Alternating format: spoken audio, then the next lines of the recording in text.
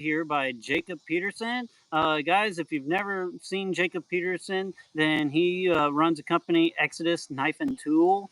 He sells the Adventure Craft and the Jackalope, and he also has a company, Beach and Tactical, where he sells really awesome rifle slings. I have one of his rifle slings as well. It's actually sitting on my CMMG AR-10 right now. Is Nice, where it's nice. and I used to try to buy rifle slings for every rifle, and that just gets kind of ridiculous. So now I just kind of use one sling and kind of bounce it around. Well, I have probably about 5 to 10 slings and bounce them around Yeah. rifles as I'm using them, type of thing. Well, that's why the rifle sling business isn't as good an idea as the knife business because uh, we all know a whole bunch of people who have 29 knives for one task, but who wants to have 29 slings for one rifle? Nobody. Yeah, It's just not the same type of market. So, yeah, I appreciate you having me on. And Exodus Knife and Tool has been a blessing. It's been amazing. I just had a drop on Saturday and got a lot of options on the website right now at exodusknifeandtool.com. awesome.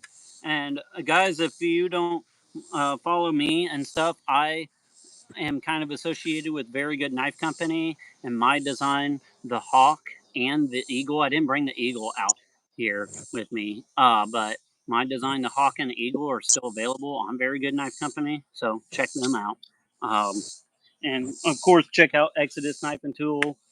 Are you still doing the speed sling, the beach and tactical speed slings, or is that something that you've kind of put off on the back burner these days? It's available as a pre-order. They're custom made to order, so it is still available. I don't do very many, and I haven't been promoting it. And the honest truth is, it's just hard. Yeah. Oh my gosh, you have got to be kidding me. Go now, go bother somebody else, Patton. No, so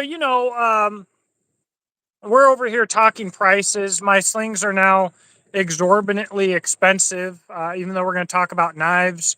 But even the time that it takes to make these slings at the current prices, it's still hardly profitable. So most people would think at the prices I'm charging that I would jump for joy when I got a sling order, but still a sling order comes in and I'm like, doggone it. It's It's almost more time than it's worth, type of thing. yeah, yeah, yeah. It's Yeah. a wild time, man. I'm charging Well, 80 or $90 for a rifle sling. yeah. I mean, I know I love the one that I got, but at the same time, I get it too. And I think that's something that a lot of people, and this will carry on to the knife conversation too, but a lot of people just, they've never made a product. And so they don't know what it takes to make that. And so sometimes they're like, oh, well, this shouldn't cost more than that. And it's like, when you're a consumerist and all you do is buy a bunch of cheap Chinese crap, then maybe that's what you might think. But if you've ever made anything, and it's just, it's hard for people to recognize what something should cost, especially when you're putting your hours into it. Like, if you were guessing, how many hours does it take for you to make a plane? Probably just over an hour, all things dependent. You know, Okay. things can Yeah. go wrong, things can go right. If I'm in a groove and I've been making a lot of slings and I'm making a lot in a day or in a week, I can probably get my time under an hour. Um, if I'm just making one during the day and anything goes wrong, like my scissors have been misplaced or anything else, it might be an hour and a half. Um, Hmm. so, Your but here's scissors what wind people up in don't, the bathroom. yeah, what people don't understand, and we'll talk cost here for a second, is let's just say I've got $20 in a sling, and let's just say I've got 1 hour in a sling, and I sell it for $85.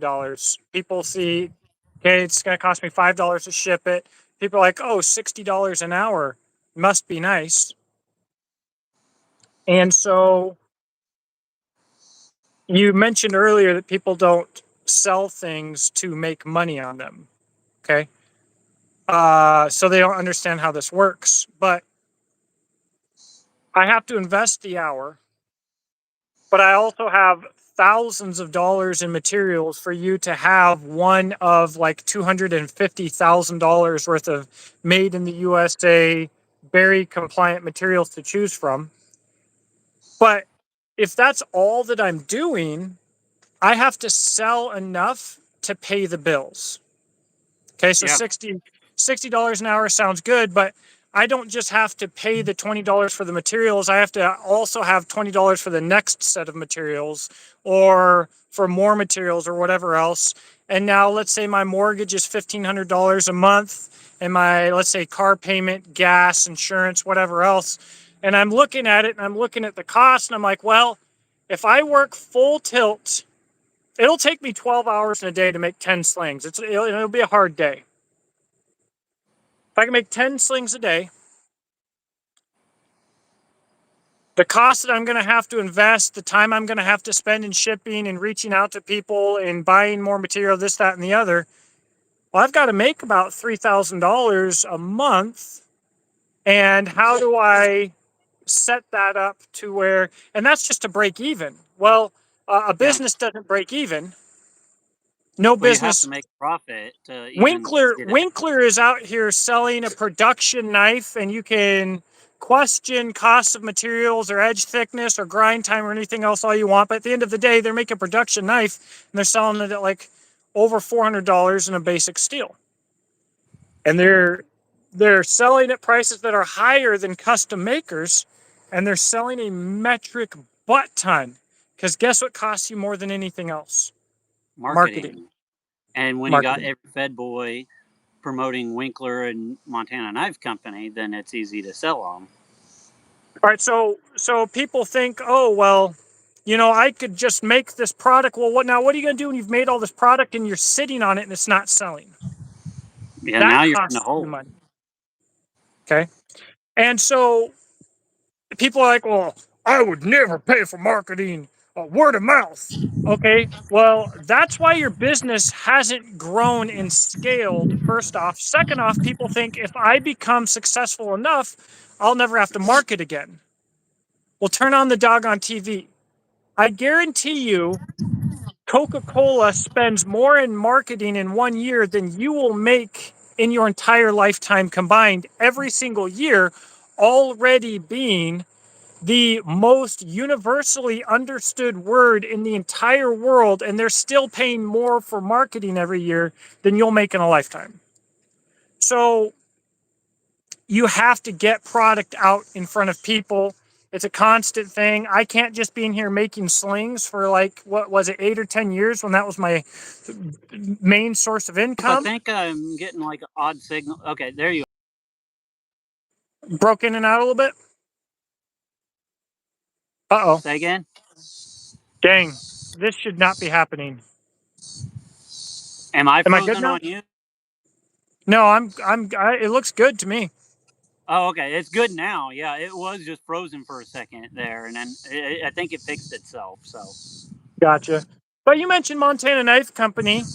Montana Knife Company, for its entire history, probably up until now, maybe at this point they're making their own knives. They've been an OEM company, just like me and so many others, and Essie or whoever else. They were subbing out their manufacturing to a whole bunch of different companies. Oh, maybe you are freezing. This might not work. You have lost your mind. You're being rude.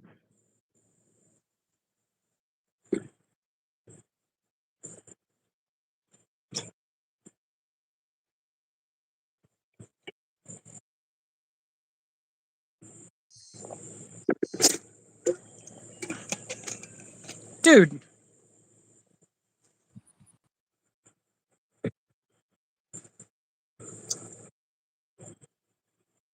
shed, and sometimes my Wi-Fi is a little weird by the shed, so it might be me. I don't know. Peterbilt Knife Guy is in here. What's up, Kevin?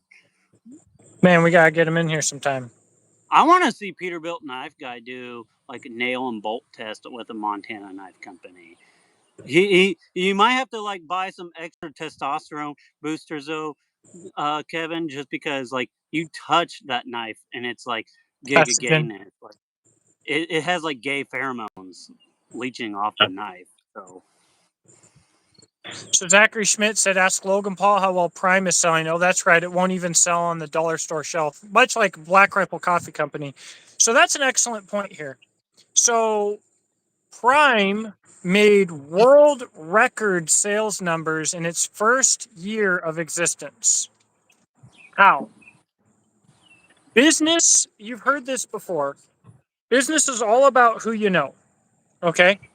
So these Paul brothers come up out of nowhere, and immediately I see Prime on store shelves before I even know anything about any of them or who they are.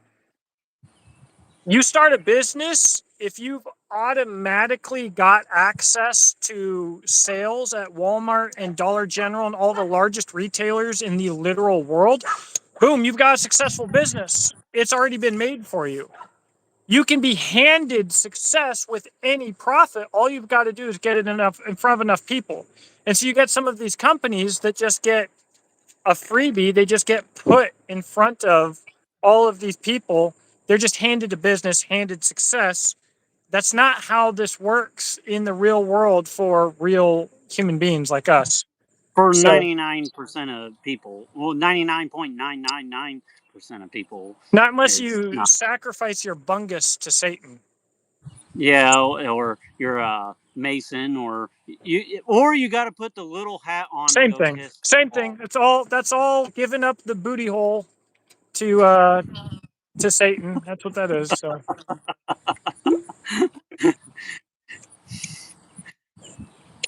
But which brought me to a really important point.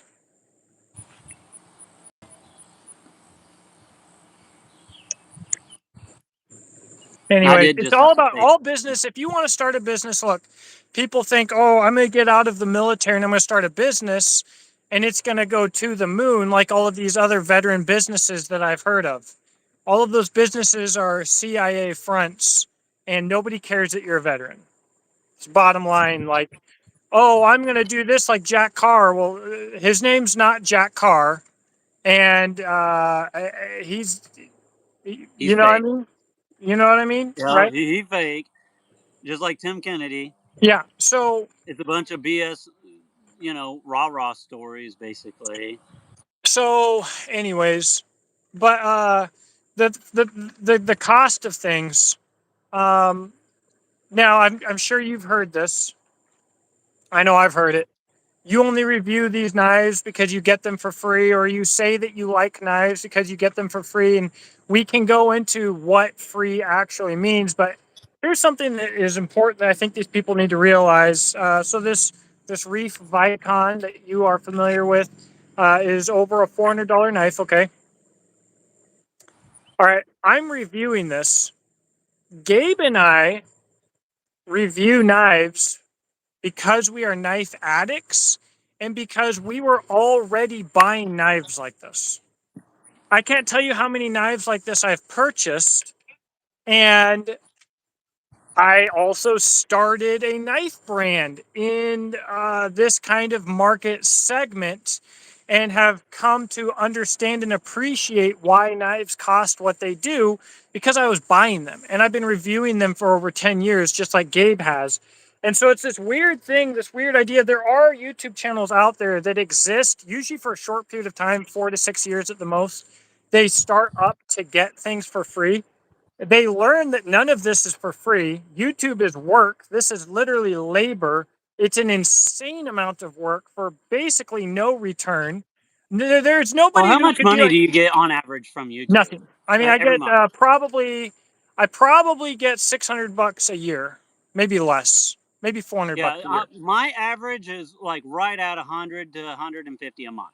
And I have found that when I upload a couple shorts a day, that helps it. But $150 a month ain't anything, honestly. But, That's especially for the amount of work you do for it. so And check this out. I don't think a You know, lot of people realize it. For example, like a Reef Icon, there's what, a few. hours out in the woods of me reviewing it. Then there's that much more time. Well, actually, probably double that in editing. It always takes me twice as long to edit a video as it did to film it. Mama, get Well, and then here's the stinking other dog. thing is the opinion that you build on the knife within those hours of work is based on thousands of hours of experience with knives on hundreds of different knives. And so how do you Yeah. put a value on that? Because you're actually using your knives instead of just doing, tabletop reviews or whatever. Well, and something else, you kind of mentioned you did your channel for over 10 years. I did my channel for over 10 years before I ever had a company reach out to send me a knife, and I was just buying knives on my own Yeah. and reviewing them. And sometimes, I sell some, and I still do this actually a lot. I still buy some knives, and then okay, I got kind of a collection. I'll sell some to get something else to throw onto the channel You know, I and just stuff. bought I just bought an Ursus 45 and a White River fillet knife. Nice. Actually like to hear your opinion on the fillet knife when you get some use on it, because I've been thinking about buying one. Dude, And I can't believe. Let's talk about ethnic cleansing. Wow. I can't believe how much I like it. I am so excited to start filleting some fish. But anyways, these so there are YouTube channels who exist for free knives. Bottom line, nobody who reaches out to me and is like, "Hey, would you like to review a knife?" People think that they're doing me a favor when they ask me that.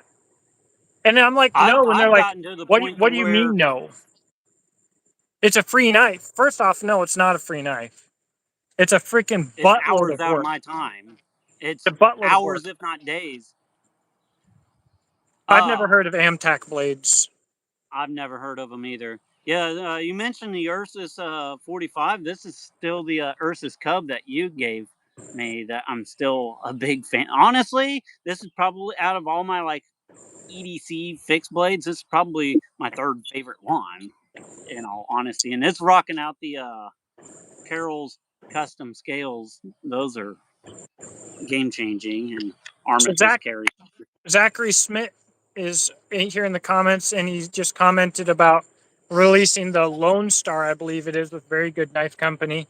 It looks cool, kind of like a modern Nessmuck, kind of, I think. Yeah, I shared it with some guys earlier, and it to me it reminds me of like a more tactical Nesmuk almost, which is really cool. I think a Nesmuk, there's some knife design shapes or blade shapes that's I think very underutilized in the knife world. A Nesmuk I think is one of them. The sax style blade I think is another one that is highly underrated. And I've had some people ask me what's the difference in like a sax and a Warncliffe. And one of the things that I would say is a sax is actually kind of stabby versus a Warncliffe is kind of more abrupt. But Yeah. that would be my kind of distinction there. I don't know if I there's think an some people, official distinction. yeah, I think it's going to come down to the person. It's almost like what is a Bowie? Yeah, The but Essie everybody. Hunglis, technically, the Essie Hunglis is a Bowie. Nobody calls it that. But like based on the original description and what they believe the original Bowie knife was, being based on a kitchen knife, a big kitchen knife, the Essie Hunglis is essentially a Bowie. And so the definitions of what a Bowie is, well, most people just define it as a knife with a clip point, but it can be just about anything. So, Well, um, and the Germans had the Messer yeah, going all exactly. the way back to the 1200s, Yep. and so it always cracks me up and I don't know why, but everybody who designs a Bowie knife automatically thinks that they designed the Bowie knife. I've heard that like thrown out there a lot, and it's like, so you were around in like 1200 AD Germany, like because they had Messer. If you look up a Messer, which just means knife in German, I was going to say that's that. Yeah. that's what they have listed as a knife. And the Messers were popular because they were just like a war knife that peasants could actually carry because they weren't a double-edged quote sword.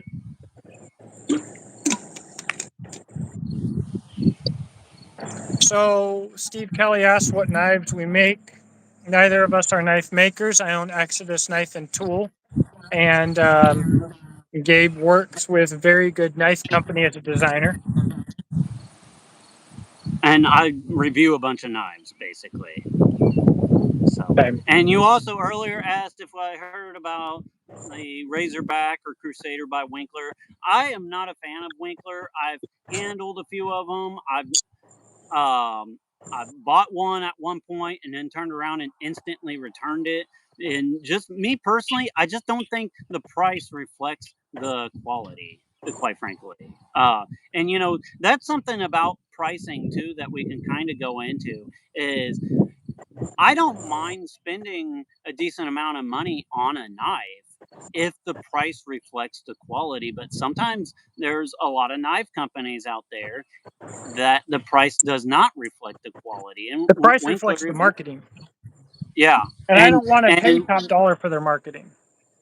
yeah, Winkler's one of them. And also, I mean, Montana Knife Company.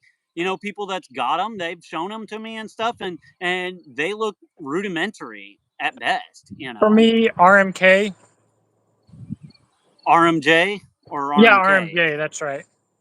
Yeah, I've never had an RMJ. I've wanted to try one, but everybody that I've known that's had one has always told me they're not impressed with them. So, Just basic steels, ultra thick edges, and they leave the mill lines in the bevels, and a lot of times have handles that are not all that ergonomic, focused more on the side of tactical grip for use with gloves, and it will annihilate a bare hand, or it's just poorly designed, in my opinion, in general. So I don't, you know, now one that is actually, psycho expensive. I was just kind of thinking about it. One that is like an amazing deal for the money is Primitive Bear Knives Blackwater. I've become quite a fan of this little guy.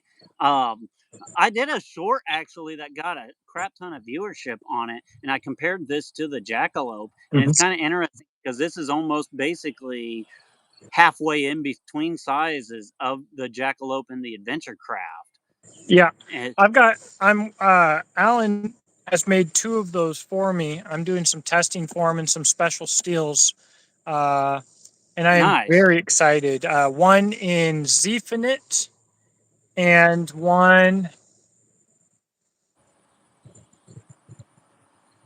one I think was 15 and 20, but I could be wrong. Hmm. I've got those two in an A-wall coming, and I am very excited for those to come in. Dude, Yep. I love my AWOL. The AWOL is sick. I've been telling Alan he needs to come back out with these, make this one of his staple models. And I think he needs to do, honestly, if I would change anything on it, I would almost delete the Fuller and give it a higher grind and do it in AEBL. I think that would be really awesome if he did that. Uh, but the Fuller is pretty cool on there. I just like a higher grind personally, but Bowlers are sick, man, and when I say sick, I mean cool. Um, I but think it this would one be. where I was Oh, going with sorry. this one can be. I think this one was $180 in AEBL, which for a custom made knife, I mean, there's a lot of production knives that are more expensive than that. So, for you guys that's looking for something that's custom made, that's actually a really good deal. So the custom market is crazy right now, and what people don't realize when they compare premium production knives to the cost of their favorite custom maker potentially. Custom makers are probably undercharging at least 50% right now. And the reason I think is because the market is so massively oversaturated.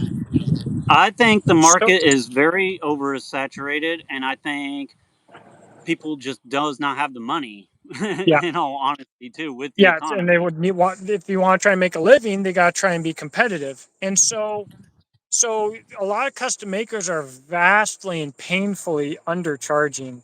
And so when people talk about how overpriced any production knife is, say this Reef, I remind them like it was like 2009, I think, that I bought a Tops Dart production knife.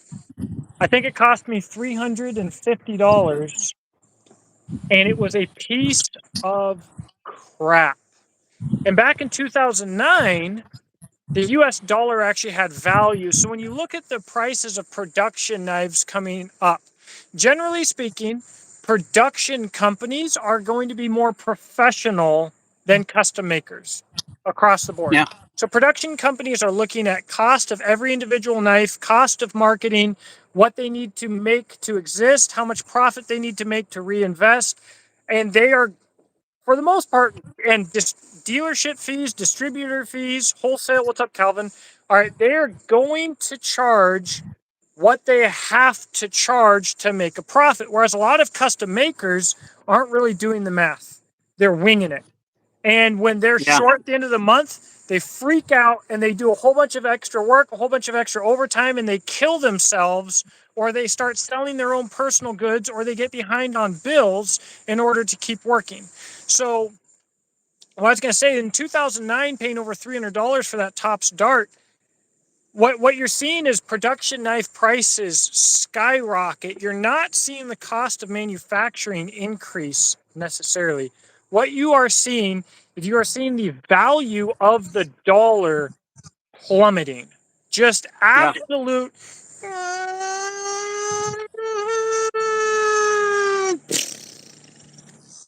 Well, and I don't think a lot of people recognizes that is that the dollar is basically we're on the tail end of the dollar, and To say so the I mean, least. and sadly, it's gonna collapse. It's just the part that I think we should be prepared for is what they might replace it with. It might be even worse than the dollar. That's what it's So being set up for, I would say. The dollar has been purposefully destroyed, I would say, over the last 2 to 3 decades, slowly at first and now picking up steam. And they have to slowly destroy the dollar. Well, it's been being destroyed ever since we got rid of the gold standard. But as we continue to destroy the US dollar, I think the purpose of you'll see them do something, you're like, what are you doing? Like, are you? It looks like you're trying to kill the dollar. They are, because most likely what they're going to replace it with is going to be far, far worse in the long run. It'll be probably whatever they replace it with will probably be really nice for 5 to 10 years, and then it will be a disaster. So, like, guys, be buying land and thinking about stocking up lumber to build your children houses, or your children are going to be slaves. That's what you need to be thinking about right now. When we think this economy is so bad, it's about to get so much worse. well, I also think a lot of people needs to start considering consolidating and so for example I was actually just there's a historical house that used to be in my family's house. You can look it up. It's called Edenvale. It's outside of Van Meter, Missouri. And um what's interesting about Edenvale is it was a 3-story, like I think 15-bedroom house. It was like our family historical, plantation home, like way back in the day, built in the 1850s. Each story of the house had its own like bathroom, kitchen, everything like that. And what you could tell the house was designed for was Multiple is a families. multi generational house. Yeah, And because retirement homes didn't exist back then. And I think people need to maybe consider going back to that. And at least for me, I don't got a lot, but I got land. And so I'm trying to set my property up where my children could also live on this property and their children can also live on this property. And I think people needs to start thinking in those terms, and people also needs to stop thinking of just things in their lifetime and start thinking of things generationally and start thinking the next generation type of absolutely. thing. Absolutely. Anyways, I hate the normal consumerist view of the value of tools and products. The truth is, I would never review, say, this Reef Vicon, which I like so much. I would never review it and tell people you need this knife. If you don't have this knife, the difference between need and a want, you will die if you don't have this knife. I'm not going to tell people that. However, like if you actually do need a knife, like pre-deployment 2009, when I was getting ready to go to Afghanistan, I bought that Tops Dart. Um, I value a knife by cost per use. So if I'm Yeah. using a knife even for 1 year every single day hard, if it's a $400 knife, my value per use is incredibly high and my cost is incredibly low. Um, But and if you buy a knife and it's just a safe queen and you pull it out one time just then to it's like incredibly show off expensive. to some buddies, then it's Right. yeah, it's insanely expensive. Now, if And I you know, buy, some well, real quick, let's talk about like warranties. Dottie, I can buy some effing grow. They don't have a good warranty. Who's Schrade? She's out, bruh. So some Schrade, uh, with a lifetime warranty. But if it breaks on me in the middle of Mammoth Cave, on the middle of a creek adventure, or in the middle of Afghanistan, what's the warranty worth? All right. So I want to buy a product, and this is also, I don't want it to be overbuilt either. So now I want this balance. I want a balance of toughness, performance, reliability. It's going to get me through the situation. I also want it to be thin enough behind the edge and good enough cutting that it's practical to use every day and I enjoy using it. It's easy to sharpen, right? But people just look at, oh, it's X number of dollars. It's too expensive. I Man, it's hard. yeah. Well, and a lot of people don't realize that, and a lot of people too are not users, and so they'll be like, "Oh, well, this F and grow is just as good." It's like, by what standard? You're not using it. You get out there and show it off, No, no. out of your pack one time, and it One looks time. brand new. And then you Yeah, keep going on to groups and sharing the same picture of it from the one adventure that you had 6 years ago when you talk yeah. about it. I've got an F and grow in the basement right now that was damaged. Guess what the warranty is?